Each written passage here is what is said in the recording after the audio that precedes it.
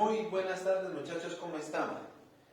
En el día de hoy vamos a hablar de un tema muy importante que es muy necesario, no solo para nuestras vidas, sino para entender los temas que vienen posterior a este. Es un tema que todos los seres humanos deberíamos de conocer, porque es un ejemplo de cómo la sociedad cambia cuando las clases bajas o medias buscan o luchan por restablecer sus derechos, ¿cierto? En el día de hoy muchachos vamos a hablar de la Revolución Rusa.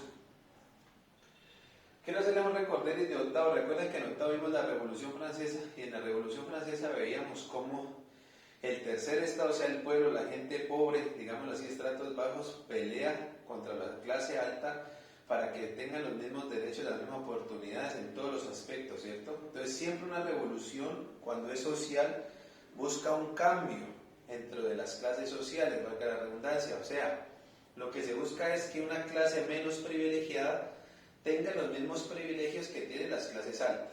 En el caso de Rusia, las cosas son muy similares con la Revolución Francesa, porque en este caso pasaban aspectos o sucedían cosas muy similares.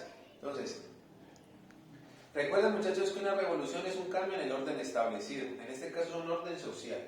¿Qué pasaba en Rusia para que la gente quisiera hacer una revolución?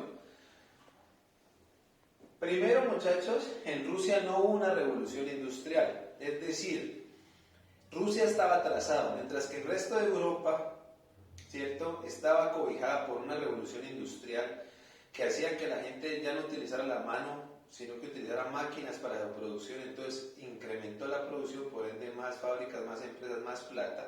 Rusia estaba atrasada y Rusia seguía con la agricultura o con el feudalismo, llamémoslo así, pues como forma económica. Tenían una agricultura precaria, o sea, lo que sembraban no alcanzaba para que comiera todo el mundo. La nobleza, la clase alta, ¿cierto?, estaba determinada por los zares, o sea, se le llamaba zar al rey, no rey sino zar, ¿cierto? Y la nobleza, la clase alta, era una nobleza parasitaria. ¿Qué quiere decir? Pues que no servía sino para enriquecerse ellos y la gente pobre cada día más pobre. La burguesía o la clase media era muy escasa y débil, o sea, muy poca clase media, que no eran ni ricos ni pobres, y era muy débil, digámoslo así, porque era muy factible que se volvieran pobres de un momento a otro.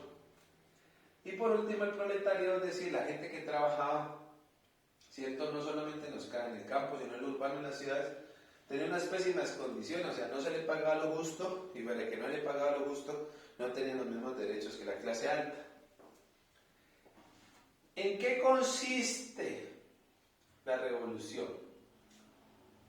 Me olvidé decirles, en la nobleza, el zar, o sea el rey de Rusia en aquella época era Nicolás II y era una monarquía absoluta. Recordemos que una monarquía absoluta es que el rey manda, ¿cierto? Se apodera de todos los poderes ejecutivo, legislativo y judicial, y nadie tiene ni voz ni voto, solo él. El primer intento de revolución, o sea, el primer intento, muchachos, de ese cambio social que quería la gente, se da en 1905. ¿Por qué se da? Primero Rusia se pone a buscarle problemas a Japón por unas tierras y pierde. Y fuera de eso empiezan a haber una escasez de productos básicos, o sea, los productos que la gente necesita para subsistir empiezan a escasear. Entonces le da piedra a la gente y decide hacerle huelga al zar, ¿cierto? A la familia del zar, al zar, a la nobleza, a Nicolás II, pues para que cambien las cosas, ¿cierto? Fuera de eso, muchachos, en 1914, Rusia participa en la Primera Guerra Mundial. Tras de que están débiles, alimentos escasos, no hay industria, poco agricultura, y los brutos se meten a una guerra mundial, obviamente todas las batallas que iniciaban las perdían, ¿cierto? Y pierden las batallas, hacen malas alianzas, además que su ejército era muy débil, no era un ejército muy débil. Entonces, esto empieza a pasar, y esto es como decir la bomba que agudiza, o la gota que rebosa la copa, como dicen, para que en 1917, ¿cierto?, sí se dé la Revolución Rusa. Recuerden, y vuelvo y les explico, muchachos. La revolución es siempre un cambio social. En este caso, al igual que la Revolución Francesa, lo que busca es que las clases menos favorecidas tengan voz y voto y las mismas garantías. En 1917 empieza la revolución como tal, ahora sí, la revolución rusa, perdón. Se puede decir que se divide en dos. Algunos historiadores dicen que empezó en marzo, el primero, digámoslo así, movimiento, y el segundo en octubre. Otros teóricos, otros historiadores dicen que el calendario que tenía Rusia era diferente y que fue en realidad en febrero y en noviembre. Entonces, pues nosotros vamos a trabajar con marzo y octubre. Lo que sí está claro es que fue en 1917 que se dio esta revolución. En marzo, ¿qué sucedió? En marzo, muchachos, entraron las huelgas, la gente de las clases trabajadoras, el proletariado, la burguesía, o sea, las clases medias y las clases bajas empezaron a hacer huelgas, sobre todo en la capital de Rusia, ¿cierto? Con el fin de que Nicolás II pues ya no fuera más el zar, o sea, el rey. Debido a estas huelgas renuncia Nicolás II, pero pues obviamente no iba a renunciar fácil. El ejército de Rusia no trata de aplacar las huelgas y muere mucha gente. Como renuncia Nicolás II, muchachos, se forma un gobierno provisional, ¿cierto?, en Rusia, por el señor Alexander Kerensky. ¿Qué pasa con este señor? A pesar de que el señor Alexander era del proletariado de clase no nobleza, o sea, no clase alta, el man sigue, digámoslo así, decepciona porque él sigue con algunas acciones que hacía la clase alta, la nobleza, dentro de los cuales estaba a seguir participando en la Primera Guerra Mundial, que no era lógico para un país que estaba pobre y mal. Se lo critican mucho. Pero él, digámoslo así, el nuevo presidente, el nuevo zar, Alexander, toma unas medidas libertarias, ¿cierto? El man ya permite la libertad de prensa, la libertad de opinión, la libertad de reunión, ¿cierto? Y además le brinda libertad a algunos revolucionarios, y aquí es donde entra un señor muy famoso que es de apellido Lenin, ¿cierto? ¿Quién era Lenin? Era un señor revolucionario de clases no altas que buscaba que hubiera una igualdad entre las clases altas y las clases bajas, ¿cierto? Siempre y cuando buscando que el proletariado, las manos de obra, o sea, los trabajadores tomaran el control de toda la economía del país y el control del país como tal. ¿Qué pasa, muchachos? Este señor Lenin, ¿cierto? Este señor Lenin organiza o ayuda a organizar los soviets. ¿Y quiénes son los soviets, profesor? Me dirán ustedes. Los soviets son los obreros de las fábricas, se juntan con los campesinos y guiados, ¿cierto?, por Lenin, deciden formar los soviets, vuelvo y repito, con el fin de ellos tener más voz y voto ante el gobierno de Alexander Kerensky, ¿cierto?, mantener más voz y voto. ¿Por qué? Porque ellos igual sentían que a pesar de que el man era de la clase social de ellos, eran como excluidos. Entonces querían tener más voz y voto, más capacidad de decisión, más poder, ¿cierto? Y además querían implementar los postulados de Carlos Marx. Ustedes dirán, profe, ¿y quién es el señor y qué buscaba? Carlos Marx lo que buscaba era que se eliminaran las luchas de clases. Y eliminando las luchas de clases, ¿cómo se hace? Que no existieran las clases sociales. O sea, no debería existir ni ricos, ni clase media, ni clase baja, ¿cierto? Y que el poder debería ser por el proletariado, o sea, los trabajadores. Todo debería ser público, no debería existir nada privado. ¿Sí me entienden? Entonces, eso es lo que buscaba Marx y eso es lo que buscaban Lenin y los soviets cuando tomaron el poder. Lenin se une con otro señor muy famoso que es de apellido Trotsky, que es muy famoso porque fue el comandante del ejército rojo de Rusia, un ejército súper poderoso, pero también tiene fama de asesino y matón porque dicen que ellos mataron horrible a Nicolás II, le cortaron la cabeza, mataron a su familia. Lenin y el señor Trotsky se unen para derrocar a Alexander e implantar el comunismo. Dejemos esa palabra comunismo entre paréntesis porque yo quiero explicar ahorita, no a fondo, porque en otra clase lo voy a explicar, pero más o menos qué es eso de comunismo. Pero entonces, Lenin y Trotsky derrotan a Alexander Kerensky para implementar el comunismo. Hasta ahí está clarito. Aquí aclama Marx. Se descargan los necesitos así sin actividades pues muy sobresalientes, pero llega octubre, ¿cierto?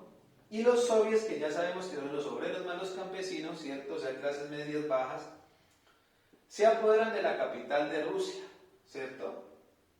Lenin toma el poder, ¿cierto? Acuérdense que Trotsky era el del ejército, Lenin era el más ideólogo, como el presidente, llamémoslo así, el líder. Lenin implementa algunas medidas dentro de Rusia, como cuáles. Primero, instaura la paz inmediata, o sea, se acaban las guerras. Segundo, muchachos, empieza a quitarle la tierra a los ricos, a los de la clase alta, a los zares, a la familia, a la nobleza, y empieza a distribuirla a todo el mundo que la necesite y la trabaje. Tercero, le da el poder a los soviets, o sea, a los campesinos, a los obreros. ¿Qué es poder? La capacidad de tomar decisiones. ¿Sí me entienden? O sea, que los soviets empiezan a tomar decisiones, a gobernar en Rusia. Se elige una constituyente. Miren, muchachos, aquí hay voy a hacer una explicación. Una constituyente en nuestro país se utiliza para modificar la constitución. En el caso de Rusia, una constituyente era para elegir un gobierno, un parlamento, organizar un nuevo gobierno.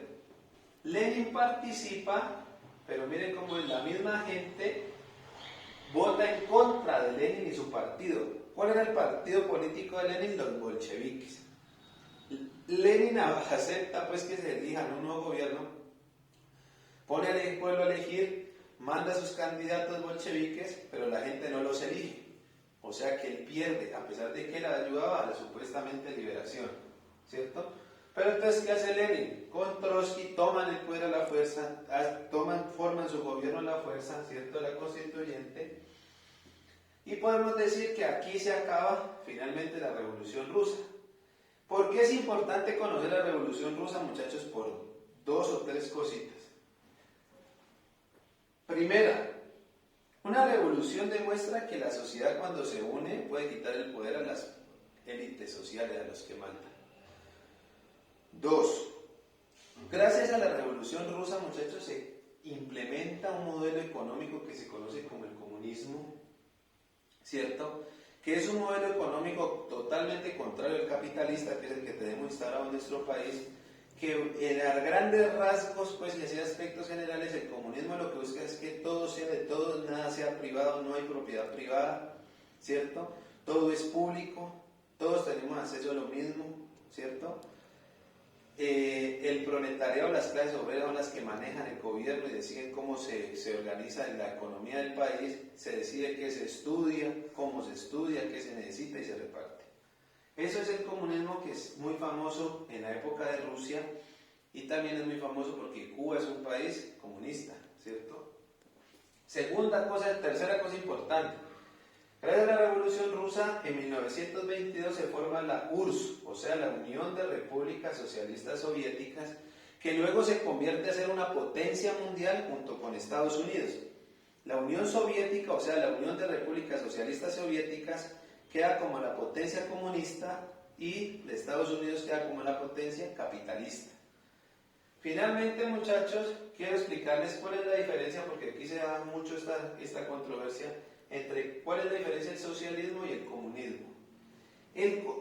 Básicamente los ideales son los mismos. Hay algunos autores que explican que el socialismo son las ideas y el comunismo es cuando ya se implementa en un Estado, que esa sería la diferencia. Otros teóricos afirman que el socialismo es más flexible porque en el socialismo puede haber propiedad privada, o sea, puede haber personas ajenas al gobierno que tengan sus propias empresas, mientras que el comunismo sí es cerrado totalmente y no permite que la propiedad exista privada, sino que todo es público. Actividad. ¿Qué me van a explicar ustedes, muchachos? Primero, me van a explicar cuáles fueron los antecedentes, o sea, qué pasaba en Rusia para que se diera la Revolución Rusa. Segundo, me van a explicar qué es un zar. Tercero, me van a explicar qué es burguesía. Cuarto, me van a explicar quiénes son los soviets. Quinto, me van a explicar qué es la URSS, que está aquí, o sea, la URSS, Unión de Repúblicas Socialistas Soviéticas. Y finalmente me van a explicar en qué consiste el comunismo y cuál es la diferencia entre el comunismo y el socialismo. Muchas gracias, muchachos.